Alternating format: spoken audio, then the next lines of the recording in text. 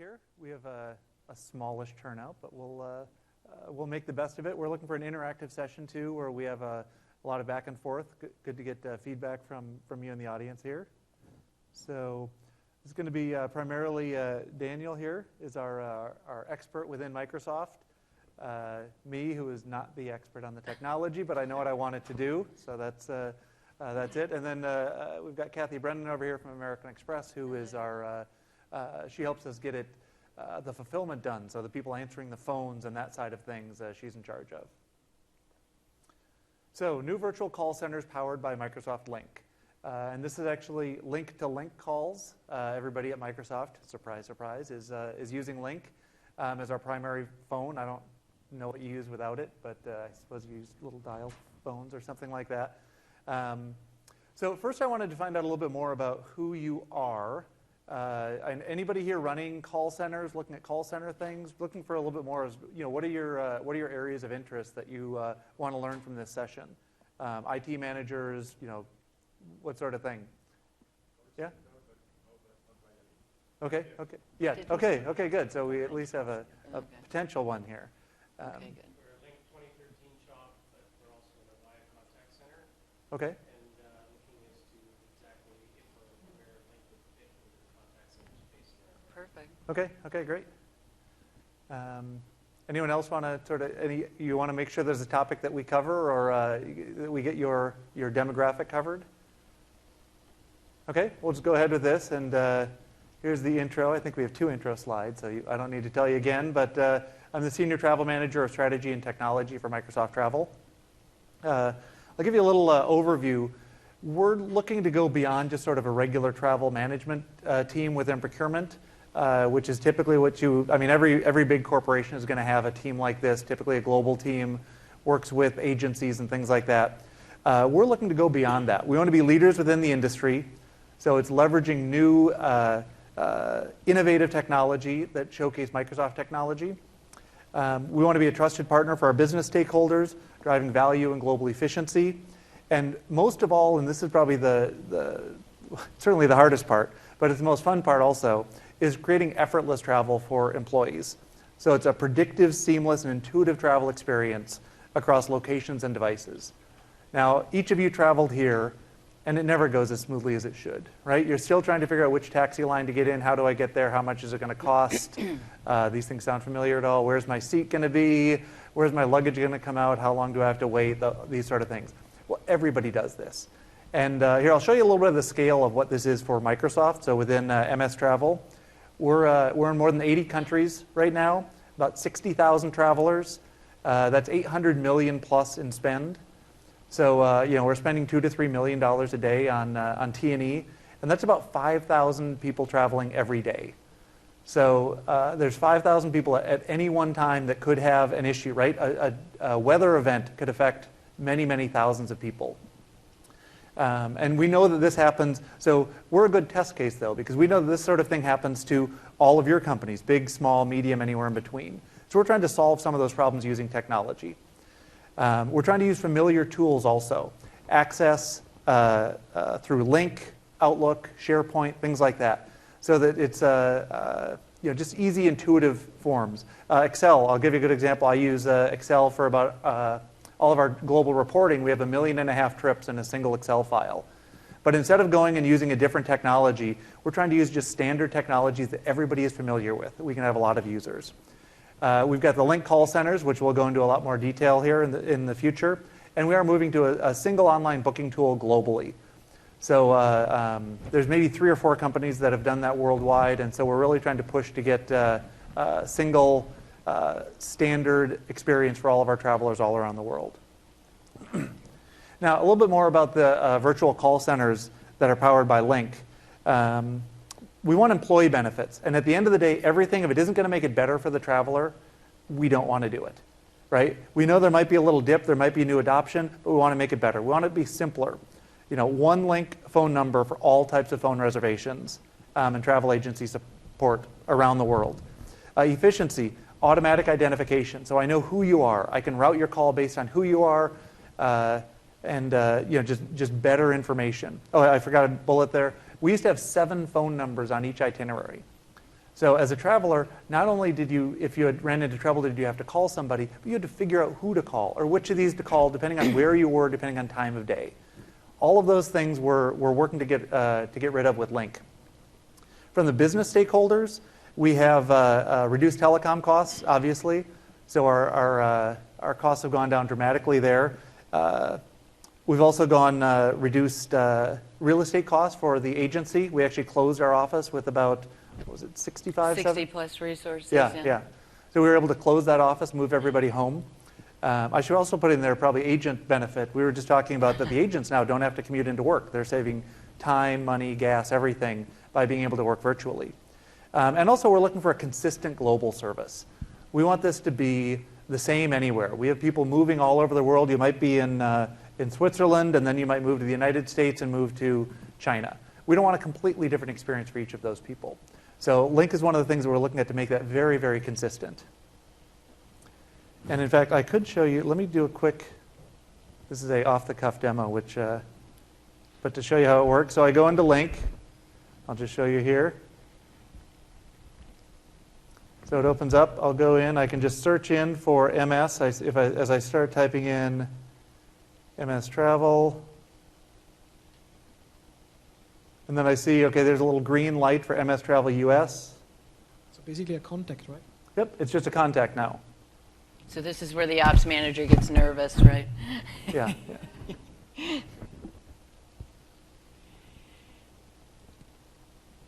Oh, here.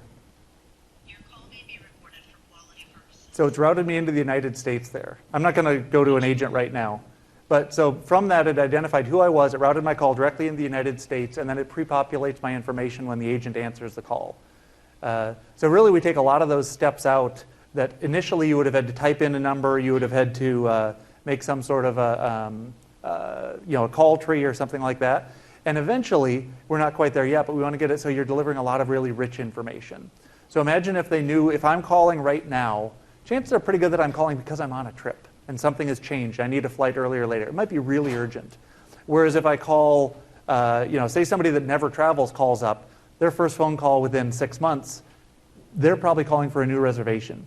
Different priority. We can actually look at things differently based on how they're traveling or where they are on the cycle. So with that, I'm going to bring John Rauschenberger up here for a bit to tell you a little bit about some of the Clarity technology that we've got here. Excuse me. Thank you, Eric.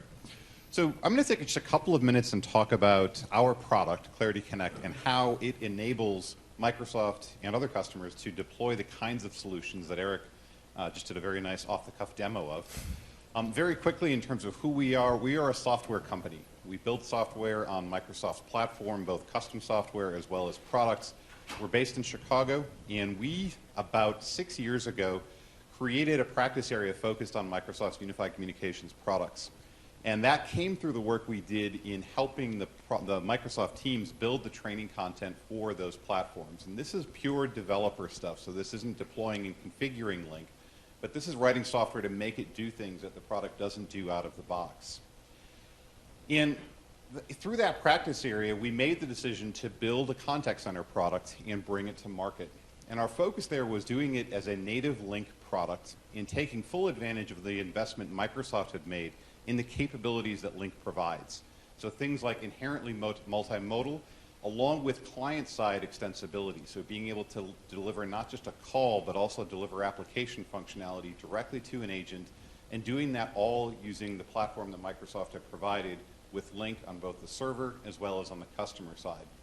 And we did. We brought the first native Lync contact center product to market. And when I say native Lync, what I mean is that our software is built and installed and deployed and managed just like any of the other Lync server roles. So like the Lync AV MCU or the front-end server, we're simply another piece of software running on a virtual or a physical server that extends Lync with the capabilities that you need to run a contact center. And through that partnership with Microsoft and the bet we made on building it as a native solution, we have been able to take advantage of all the enhancements that Microsoft makes, and Skype interoperability is a great example. So our customers today can take calls not just from the Lync client, as Eric just showed, but also from the Skype client. And that's not work that we had to do. We simply rode on top of the investment Microsoft made, not only in purchasing Skype, but also in integrating it with Lync. Now, when I talk about the capabilities that you need to run a contact center, this is at a very high level what we extend Lync with. The types of things you would expect to run a full-fledged, complex, large, globally dispersed contact center. And really what we're providing is that call routing engine and that call handling engine so that you can create the call treatment, as Eric showed, where we're going to do some data integration to figure out who you are. We're going to present you with the appropriate call treatment. And ultimately, we're going to get you into a queue where we're going to use our skills-based routing engine to find the best available agent. Now, on top of all that, though, we also need to make sure that you have the visibility you need to run that contact center well. So both real-time and historical metrics that allow you to see how are we performing today and how are we performing relative to last week and last year. At its core, that's really what our product does in terms of the capabilities that we add on top of Lync. And I've mentioned this a couple of times, but we are a native solution, and that does really simplify both the integration as well as the operation of the platform. So getting it installed and configured and working with your Lync environment is the same process that your people, whether they're your own employees or the partner that you work with, went through to get the other server roles up and running. But then more importantly, operating it and keeping it running and healthy.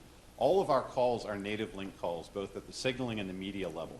So doing things like making sure that your network is handling the traffic well and is delivering a good quality of service on those calls is going to be the same whether that's a two-party call between two individuals in your company or it's a call that came through our product and got connected to an agent, because they're all native Lync calls. And this does very much simplify the deployment of a contact center in a Lync environment. If you think about how this would be done with a non-native product, you're going to have this whole set of infrastructure that is outside of the Lync call flow and the Lync path that you're going to need to deal with. Typically, that's done through some type of interoperability where the call basically leaves the Lync world, goes into the contact center world, and may or may not ever come back into your Lync environment. If you contrast this with what a native solution looks like, you can see the call is always handled within the Lync environment, the signaling, the media, even on the desktop, there's no additional technology that needs to be introduced for the contact center to handle that call. And I mentioned on the agent side, this is another important area where we made a decision to not introduce another piece of software. Rather, we are entirely dependent on what we can do within the Lync client. So we use web technologies to deliver a full agent console experience, but that's done directly in the Lync client. So we don't have our own agent desktop software that needs to be installed and managed and versioned. Instead, everything is managed on the server and pushed down to the client. And then lastly, we did see briefly this morning in Gurdeep's keynote demo a window into what's coming in terms of in-browser communication capabilities. Today and earlier this year, we shipped for the first time a web gateway product which enables web chat. And this is, again, riding on top of the investment Microsoft is making in extending the reach of Lync into browsers. Today, with what we're shipping, it's chat only. But you saw in the keynote this morning, voice and video and a rich experience all done in browser. Well, we're working with Microsoft to make sure that as soon as that technology ships in Lync, we'll enable that same capability through our product to handle contact center calls. So think about putting a click-to-call button on your website and being able to handle an audio call, include video, and potentially in a support scenario, also enable desktop sharing. Now, when we talk about who's using our product, we've been very fortunate over the last 2 to 3 years to grow along with Microsoft Lync. When we first built the product back in the OCS 2007 timeframe, not a lot of companies were making a big bet on running their voice workloads on Lync or on OCS at the time. As that's changed, we've seen companies like those listed up here now make that bet and be willing to run important parts of their business from a voice workload standpoint on Lync. And we're powering contact centers in all of these companies. And these are not small contact centers. In some cases, we're talking about 300 to 400 agents spread across 15 to 20 locations around the globe. So fully geo-dispersed contact centers, all running on top of Lync with our software basically sitting as a traffic cop in the middle, directing those calls.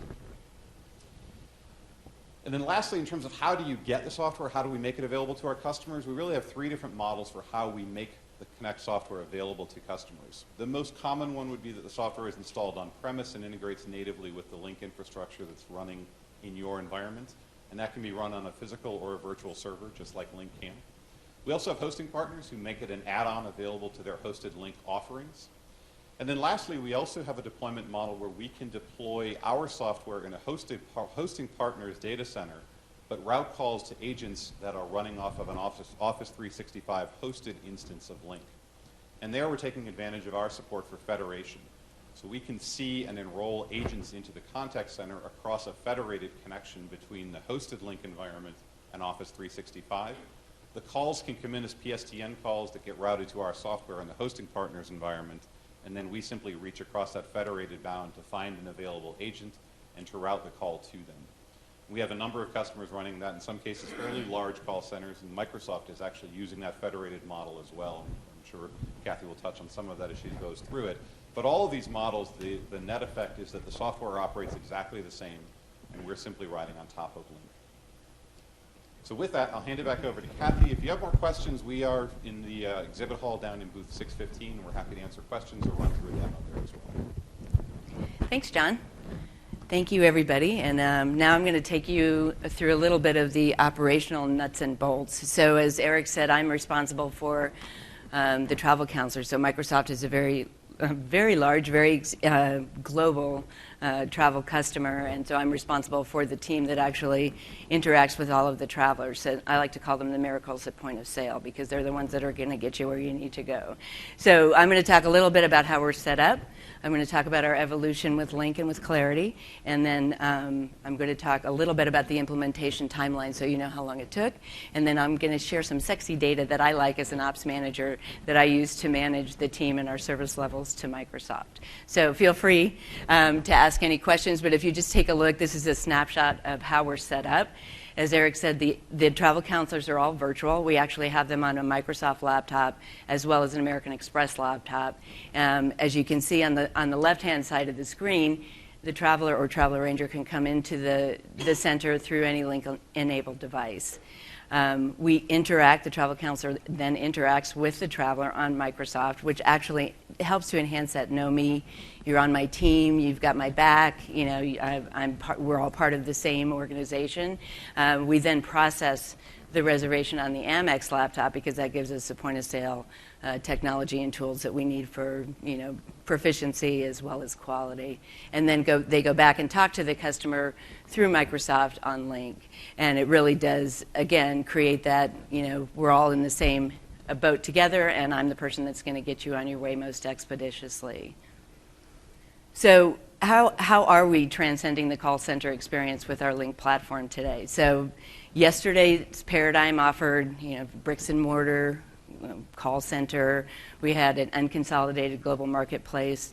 We really were in the traditional local telephone service environment, two-dimensional communication. So as we progress to the Lync platform, we now have Microsoft providing the infrastructure with Lync, and then Clarity providing the intelligent call routing that really allows us to offer this specialized service from a virtual environment. It also, the automatic recognition has a couple of different benefits, but mostly, you know, knowing that customer is key. And where do we want to go? Well, we have big plans. So this is just the tip of the iceberg. We really want this accessible, transparent communication 24/7. And so we are working to move that direction. Seamless Lync experience with intuitive modalities, including voice, IM, is on the horizon, and email integration this year. We also want to look at streaming video and screen sharing. Imagine being able to have the travel counselor show you their screen. Here's where we're taking you. Here's the connections. Here's what we're doing. How great would that be to feel confident? Because as long as I've been in the travel business, when they're clacking away, I'm like, what the heck are you doing?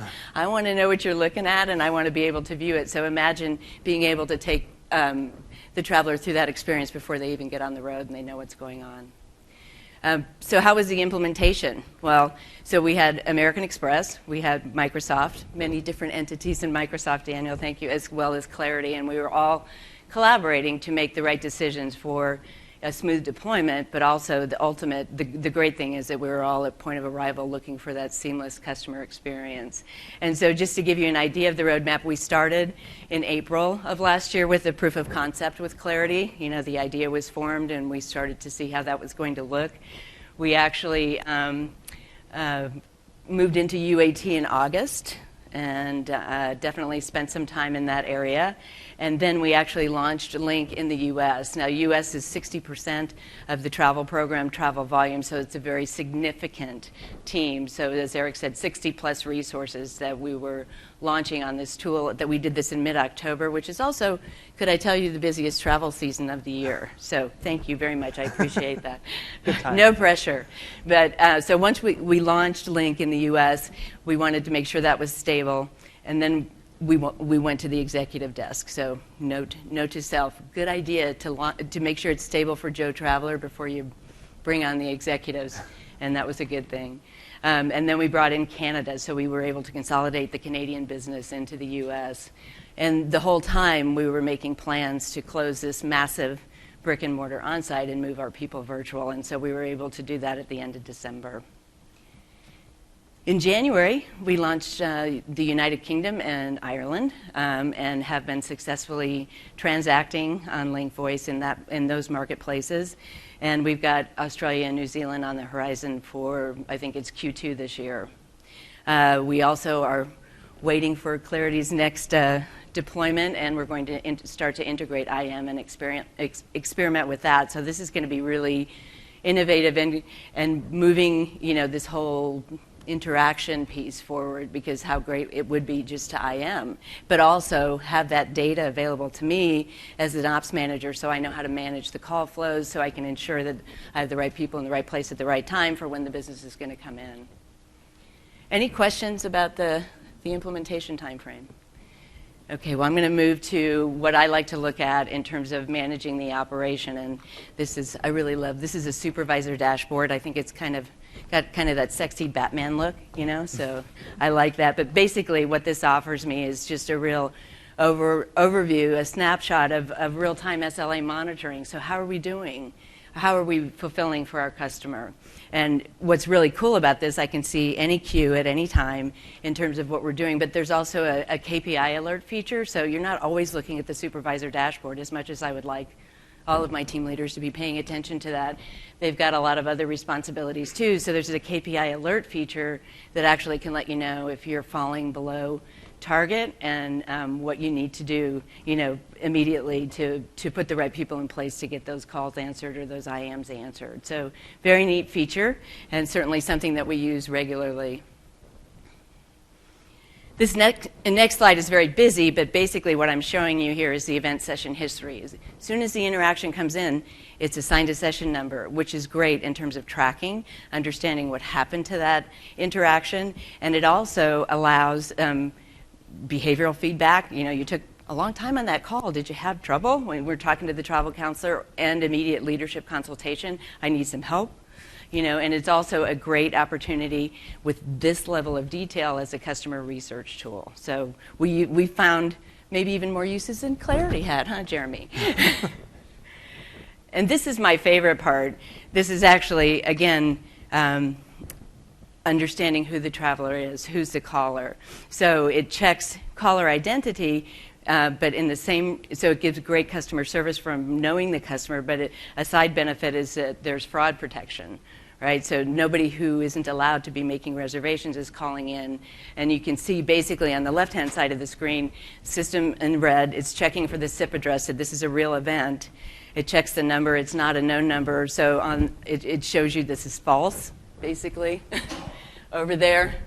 Okay, and then it goes, okay, well, Joe, who are you? You're trying to call into our travel center, so we want you to enter your employee ID. So then the caller enters their employee ID. Oh, now we recognize you. So then now we know you're US-based. We know you need to talk to Marge.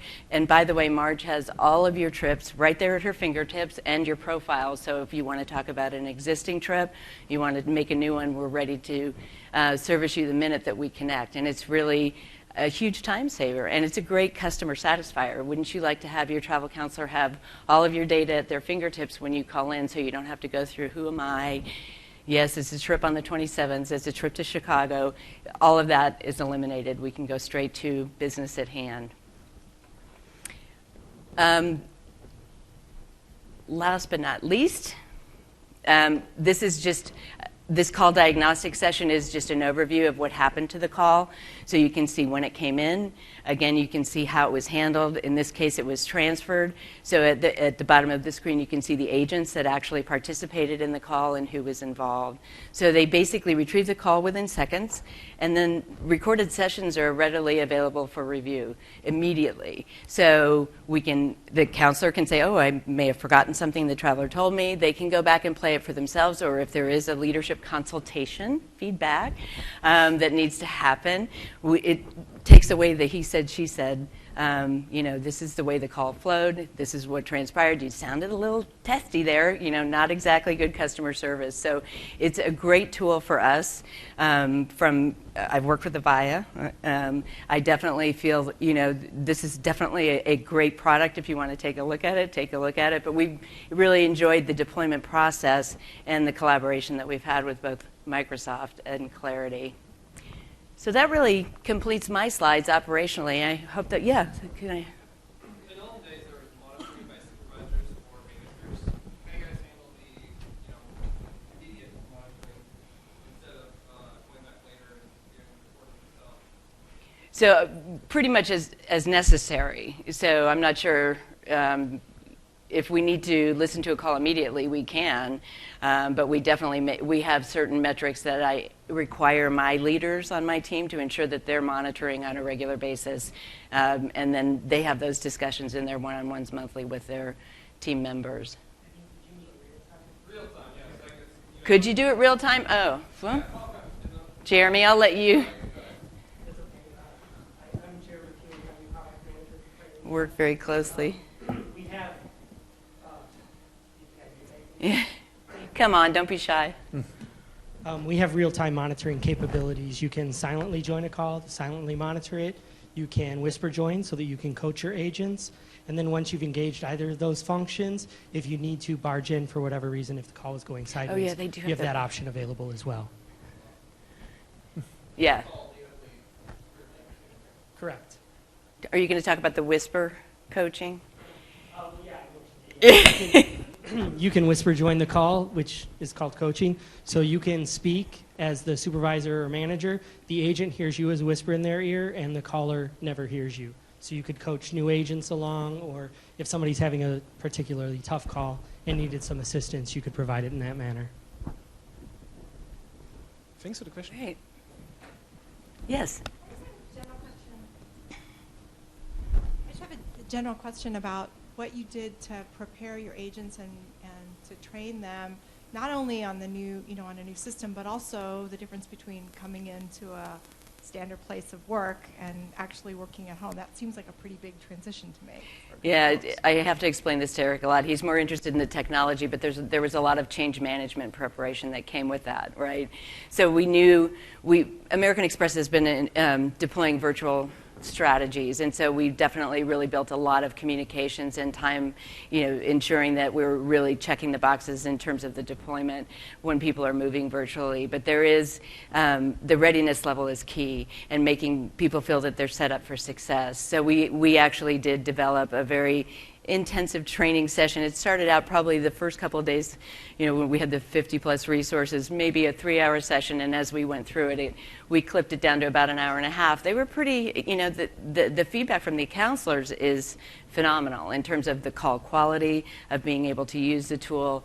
And so because most of the team in the U.S. had actually been on Microsoft, they were familiar with Lync. American Express uses Lync. That's our internal communicator tool. So it wasn't a complete surprise to them. And now as we go to other markets, same thing with UK and Ireland, the dedicated team came partially from working with Microsoft and from another account. So those folks ramped up just same amount of time. It really was very easy to acclimate. And was it a big hurdle, to get people to be comfortable working from home on a schedule versus a call center? They were so excited. We really talked about this. I mean, I kept them, engaged in every step of the way in terms of the process and where we were. And so considering, the U.S. team had to commute to Bellevue, and that can be kind of dicey for those of you in that area, they were just thrilled. And the thing is, because we've got all this data, right, I know what they're doing every second of the day. They're not doing their laundry. They're not making peanut butter and jelly sandwiches. They need to be on the clock when otherwise they, risk performance consequences. So I feel like we've got every metric that we need to really understand their performance. And one thing that I do want to share with you is that, clearly invoking this new technology, moving the agents home during our busiest season, you would think that those are a lot of like, oh my goodness, the circadian rhythms, everything's crashing together, it's a perfect storm. Our customer satisfaction results for the month of January for U.S. were 98% top 2 box, and for UK and Ireland, we just implemented in mid-January, they're tracking at 100% top 2 box. So people feel good about the experience, and that's the end goal. And one other thing to add to that too is the flexibility that we're looking for is in travel, things can happen that are very different for different people. So if all the New York airport shut right now, it would affect Microsoft to some extent. So dozens of people. If the Seattle airport went down, it would affect thousands of people. But those things in a global network, that we're able to adjust to those things depending on who needs to work when, and you can get people to come on maybe for a 2-hour shift in the late in the evening. You can do split shifts. All the flexibility that we can add in as we move towards this 24/7 model is just fantastic, because you don't necessarily need people there from 8 till 4. And the other piece is the split shifts or being able to do that is great, but we're also not limited anymore. We've got to find this talent in Bellevue or Seattle, or I can really extend my search now for talent and resource outside, because I'm not limited by you have to come into this building in order to do your job. Yeah. Another question?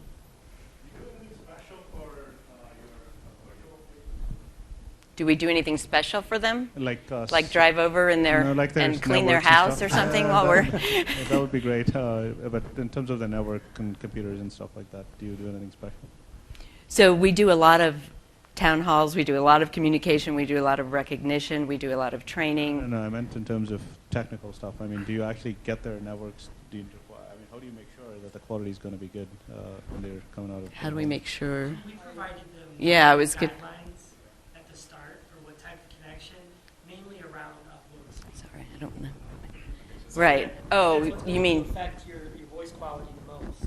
Yes. Is them being able to send their voice. Most everybody with high-speed internet has plenty of downstream bandwidth, but the upload is what's more important. So we provided some minimum guidelines.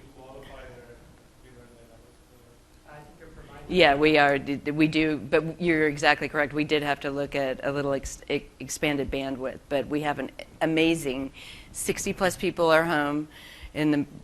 Within a 2-week time frame, we didn't have any blips in terms of connectivity or being able to get up on the system. None of that happened, which, knock on wood, because I've done other deployments with virtual environments where travel counselors aren't necessarily tech savvy in terms of getting themselves booted up again, and that can cause a lot of issues in terms of SLA performance and downtime, so we don't want that to happen. So good point. Another thing that I want to say, so for the deployment itself, so we had a network assessment, so we actually got sure that on the data center side, also between data centers or between different pools for the Lync deployment, the network quality and also the design was absolutely okay.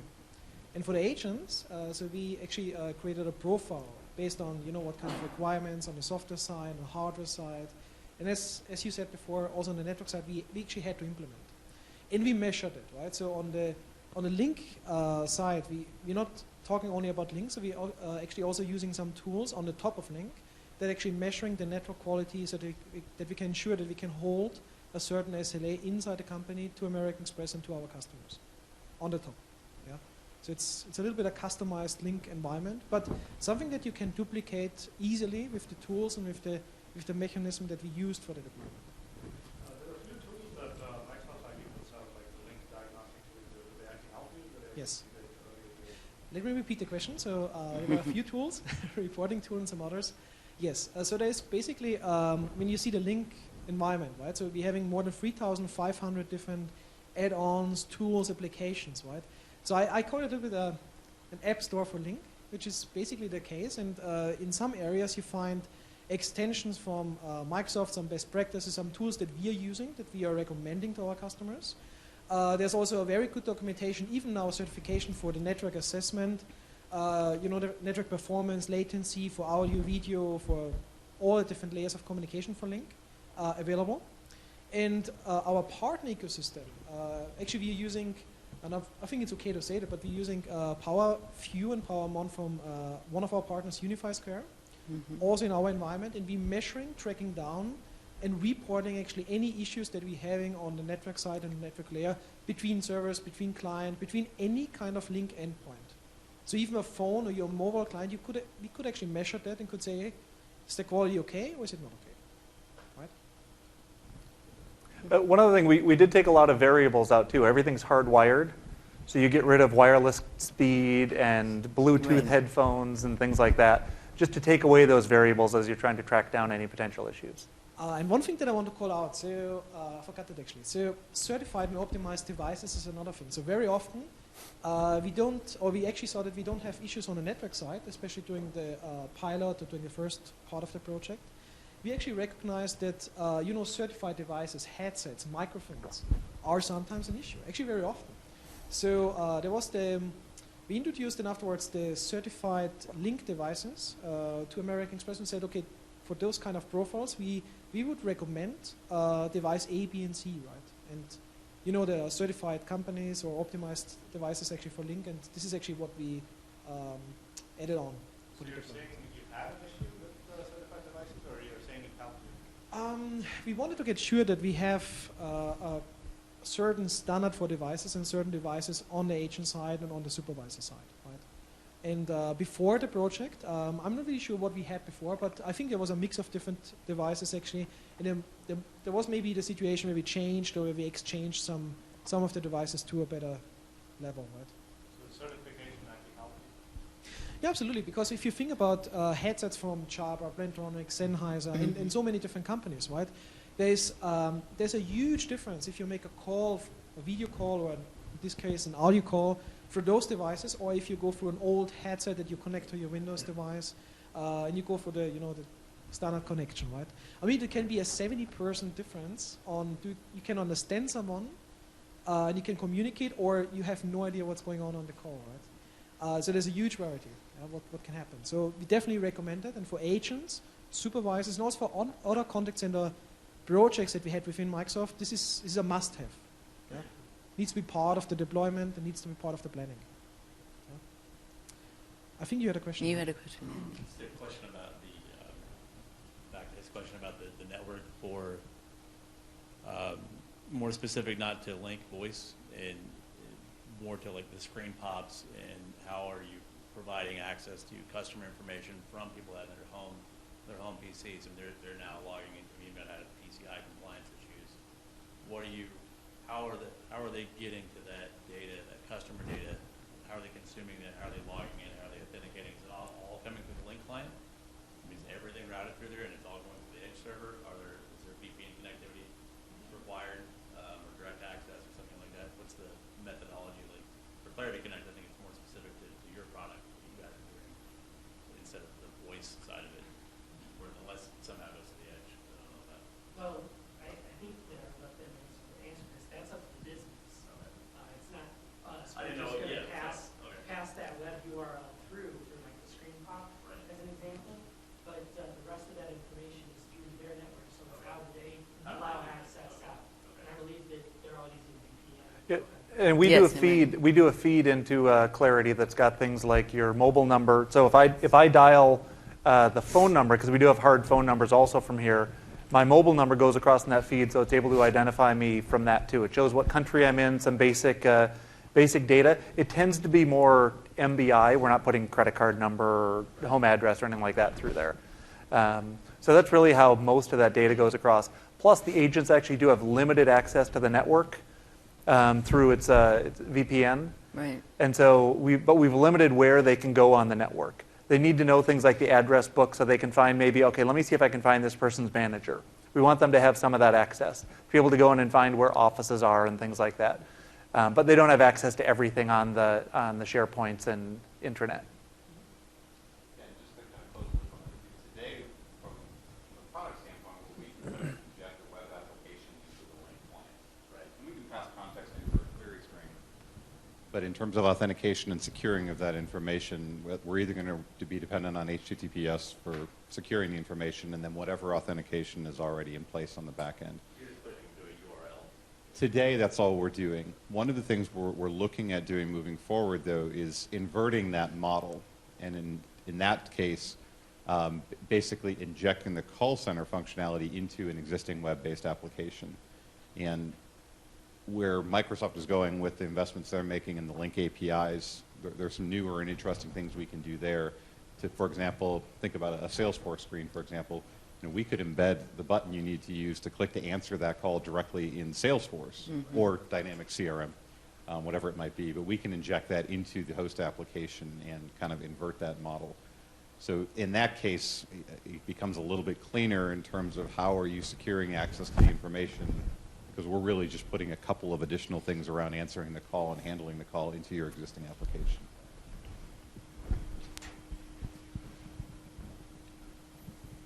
Hi, thank you. You mentioned that you guys provided some recommended guidelines for upload speeds. Can you tell me what the guidelines were, please? Yeah, the good news. So the good news for that is it's the exact same guidelines for any Lync calls. So in this case, it's a multi-party call. I believe with the latest codecs, you're looking for a guaranteed 64 KB, both up and down with, yeah. So basically, if you go look at Microsoft's guidance for bandwidth requirements for multi-party calls, there's no difference. It's exactly the same. And that's the same guidance we provide all of our customers, is just as long as all of your network links are within the guidelines provided for Lync, you'll be fine. Although, and we went over that, right? The requirements for the agents, I think we said 1.5 meg. Yeah. I'm not. Simply because that's not, if we're going to have issues, let's not have issues with bandwidth. And we know that as we move forward that we're going to want more and more data going across these lines. So we decided to go with, I mean, I doubled anything that anybody said. Figured that it would be, rather be safe than sorry on that. And two things that I would recommend. So when you go to the Microsoft Web, you find two things. So one thing is a table. The table describes the minimum codec, the maximum codec, also the maximum bandwidth, sorry, the codecs, the description, and also the average network performance that you need. So what we actually did for this project and for some other projects, and what I can recommend to you is that you have a look, and then afterwards that you take this bandwidth plus IM plus presence, maybe video, whatever you want to use, and you add it on, right? And then you get a really good average performance on the network side that you need. That's number one. Number two, Microsoft offers a bandwidth calculator. So that's actually a tool that you can download on the website for your context and for your use. And then afterwards, you can actually give in the profile, the user profile, how often you communicate with video and audio and IM and sharing and so on, which is actually for multi-channel contact center a very important thing. And then afterwards, at the end, you get out basically the assessment and also the recommendation of what kind of network you should have, what kind of minimum and maximum on average speed we see for our Lync application in terms of your scenarios. Right? It's available. And this is something that we used for this project. Eric just doubled it a little bit to be on the safe side, which is okay. You can do that as well. But the rest of the information is published. Yeah? You mentioned that you use some tools on top of Lync. Can you tell me a little more about those tools? Oh, it's actually my favorite topic. One of my favorite topics. Yeah. I think I'm So the question was actually the tools for Lync which are available, right? Yeah, you're using them to monitor the environment to make sure that it's a quality experience. Yes, exactly. So to advertise a little bit, we have tomorrow, on Wednesday and on Thursday, we're having a couple of demo sessions, so you can see a lot of tools, a lot of add-ons, a lot of partner solutions live. I'm more than happy actually to give you give you the information about the sessions. So basically, there's also a website that I'm more than happy to share later. But basically, there are a lot of different areas where we're having add-ons and tools from the partner side, or even from Microsoft for Lync. And there are reporting BI tools. There are contact center tools like, or applications like from Clarity. There's so much different stuff from web chat integration up to, some CRM type integration. So there's a huge catalog of different applications. It really depends on what you need. For our use and for our project, we actually chose Clarity based on the contact center features and capabilities that Clarity has as product offering, based on the requirements for American Express and the environment that we're having at Microsoft. And I mentioned actually Unify Square before. So Unify Square it's one of our partners. I have to say there are many partners actually that are developing some other tools or some similar applications. But we use basically a kind of extended reporting. So if you know the monitoring server of Lync, there's an extension to the monitoring server, and you can actually create some automated reports. You see actually the measurement of the voice quality, of video quality. You get some, some average, or so you get some reports, you get some notifier. So a lot of the monitoring capabilities that we're having, we extended with the tool, based on what we needed for the contact center, right? I'm curious specifically about voice quality and what you do in order to ensure, as an agent's on a call, that you have a tool that's running on top of that to make sure, yes, your connection is what you expect. Yes. There's nothing more important with an agent call than voice quality. Yes. Right? That's a critical deal in that business. So the question was about voice quality. That's actually the most important one, right? If your contact center is voice or video based, right? So for voice quality, basically all the data, we store the data on a SQL server, which is part of the Lync environment. So the data is there, right? And now we tried, okay, how can we analyze the data in real time? How can we see actually if we're having issues between the contact centers, right? Because it's not only one deployment, we're having a multi-deployment. Because on the Microsoft side, there are a couple of different data centers, and this is actually a split integration between two different data centers on the Microsoft side. So what we basically used is an extension on the monitoring server, something similar as I mentioned before, and we are tracking down every call. So we're measuring the endpoints, and based on the endpoints, which is a phone, or it can be the Lync line or mobile phone, or in this case, it's actually a Lync line on the agent side. We can actually basically say, okay, the network quality was okay based on our configuration that we have in the system, or it's not okay. And if it's not okay, then we can track it down. Is it an issue on the Lync side? Is it on our edge server? Is it on the network side? So you can see based on the data that we are storing on SQL server that we're actually analyzing with those added on tools on the monitoring server, you can actually specify, okay, where is the trouble area in the Lync deployment, and where do we have to look? And that can be on the network side, it can be the Windows server, it can be the client side, it can be the microphone I mentioned before, the headset or the device, or it can be the configuration. In some cases, we actually saw, hey, there's a configuration issue on Lync, we have to fix that, or maybe there's something on the Clarity side that we have to improve, and then we actually got rid of the issue and continue to run the data center. Or the Did you run into any issues with hardware or drivers that was impacting the quality? Drivers, that's a good question. So hardware, definitely. We had, during the deployment process, definitely experiences with some servers that went down. On the network side. I'm thinking more from the agent and the client, that they have a workstation that they're using and the drivers are old and they're not responding appropriately. Is it none of that? No, so from the driver side or from the agent side, correct me if I'm wrong, but I think we hadn't have issues there actually. For this project, we actually integrated a new Lync integration in a new data center, right? So it was a new deployment, and based on the new deployment, we actually, recognized some issues on the hardware side, server configuration, Windows activation was one thing. Basically, what I can recommend is that you have a process and you have actually a script on what things do you have to check and to prove actually after the deployment process, which you should do anyway after every Lync integration, to get sure that the environment itself, without Clarity, only the Lync environment already has a 4.9 or 3.9 SLA. And then on the top you have Clarity, which is basically other couple of things that you have to check. In our case, I can actually remember that we had 2 Windows Server activation programs, right? And the Windows Server went down, and then of course it affected the contact center. Just to add to that briefly, Grady talked about this concept of general purpose processors handling voice workloads well. From our experience across all of our customer bases, we haven't had agents, desktop performance issues really with anybody who is running on a multi-core CPU. We have had some customers that were going back far enough to running XP on single-core CPUs that did introduce voice quality issues with just handling the voice stream efficiently. But basically, anybody who's on a multi-core CPU, the OS and drivers, by and large, as Daniel mentioned, as long as they're sticking to Lync certified devices, and they're not just getting a random headset and plugging it in and it happens to work with Lync and running with it, and they're on a multi-core CPU, we haven't seen any issues attributable to desktop performance.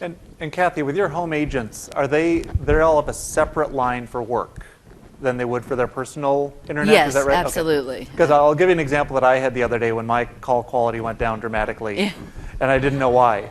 So I was on a call, and for some reason I just couldn't connect. I didn't know what was happening, and then I found out later that my wife was upstairs working, and the kids were downloading a movie, all on the same wireless network.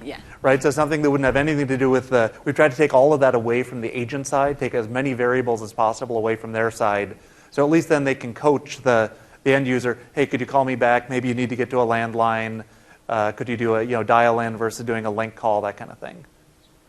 Yeah. One other thing actually that I can remember was so when you connect the device, the audio device, like a Jabra device or Sennheiser or whatever, right?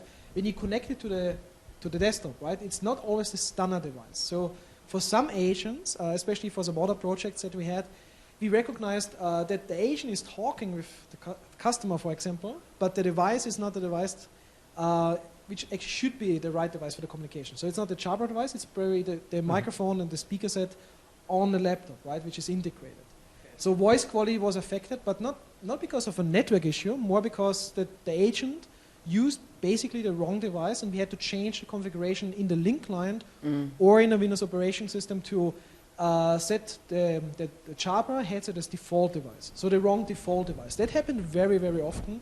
That's maybe a recommendation, but the rest was basically, I think, fine from the agent side. Yeah. I'm sorry, did you guys customize the configuration to ensure that wasn't an error that would reoccur? No. It's more procedure. So when we configure new agents or training agents, that we actually training also, hey, this is the way how you can change your audio device. Maybe we change or we exchange the audio device in future to a newer device, right? So this is how you change it, and you can get sure that you always select the right equipment for the communication.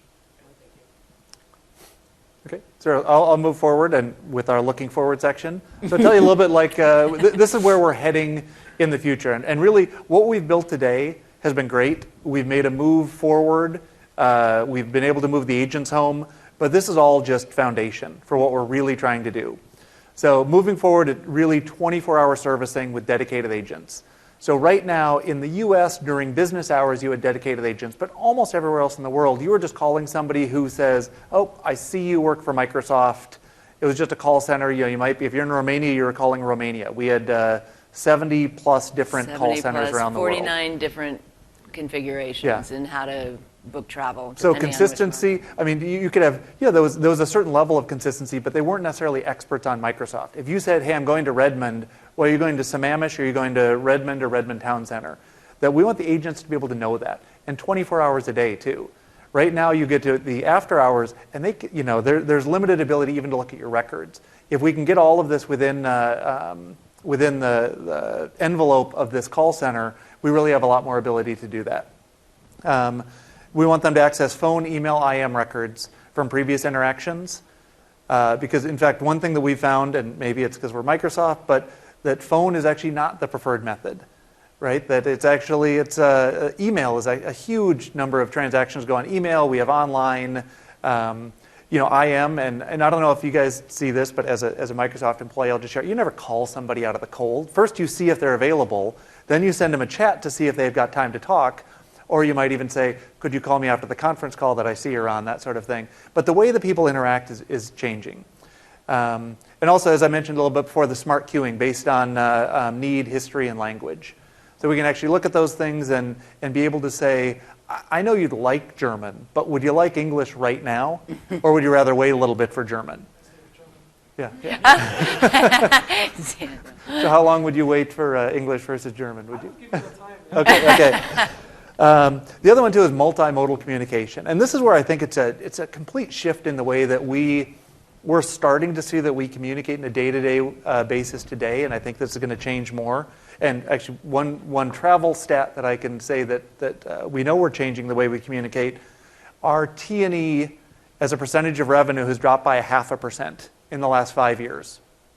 We can't attribute that directly to Lync necessarily, but that 0.5% is about $400 million that we would have expected to spend on travel. So if you would have asked me 5 years ago what we would be spending today, we would be at like 1.2 to 1.3 billion instead of 800 million, because we changed the way that we communicate. So the medium is becoming less important than the content. When you send an email, it doesn't mean just get back to me whenever. When you send an IM, it doesn't mean I need to know immediately. Or a phone call doesn't mean I need to know immediately. You might be in your car. That's why you make a phone call and you can't do anything else. So we need to figure out a way to prioritize these better. And by bringing them all to the same system, we'll be able to do that. So that it could be a really urgent email and you've got limited bandwidth and nothing left on your phone and you're stuck in an airport in Azerbaijan. But that could be really, really urgent where you can't make a phone call. So we want to be able to really prioritize all those, bring them into the same single system. And this also will improve the queuing and the phone servicing.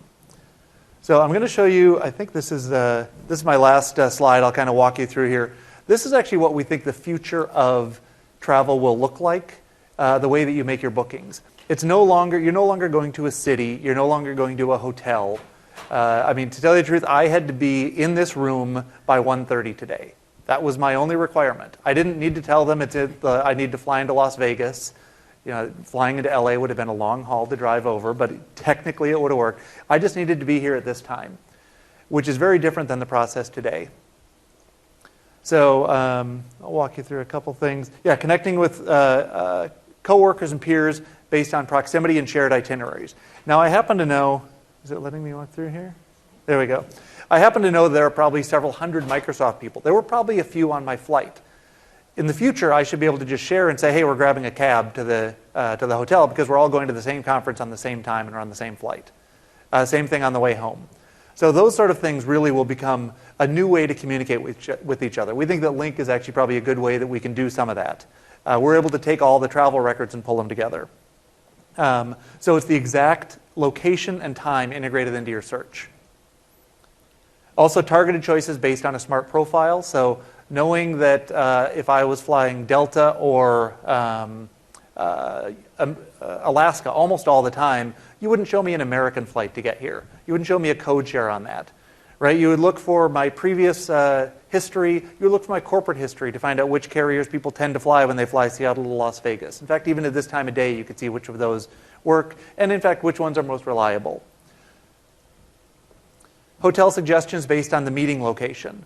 Right? So I might stay at this hotel, but maybe you're in a city like New York. You're not necessarily going to stay in the same building. But show me someplace that's nearby. And nearby, once again, doesn't necessarily mean across the street. It could mean that it's on the same subway line and you're 2 stops away. And it's a really easy way to drop down, get to the meeting and back. So looking at proximity not based on just on physical distance, but on ease of getting from one place to another. And then the last one is this social interaction among participants. So the other people that you know, looking at your calendar, looking at your invites, who are the other speakers that were on this that I might want to say, hey, is everybody going to be there at 1:30? Just a single click, right? Not going in and looking up everybody's mobile numbers and then maybe I'll send a text to this person and an email over here, right? It's really integrating all of those experiences together.